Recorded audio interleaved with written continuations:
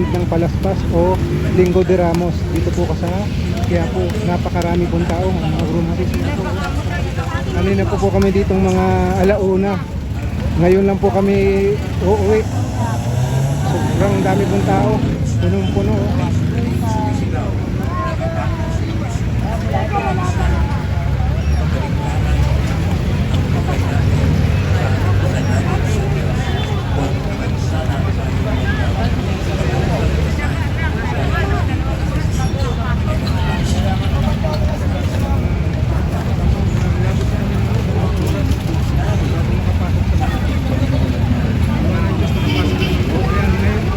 Pupunta na kami sa pinarkingan po namin yung naming Mrs. Lisa.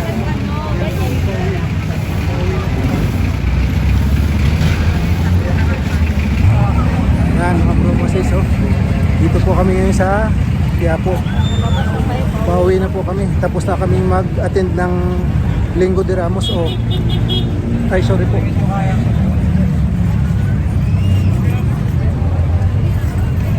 Ramos.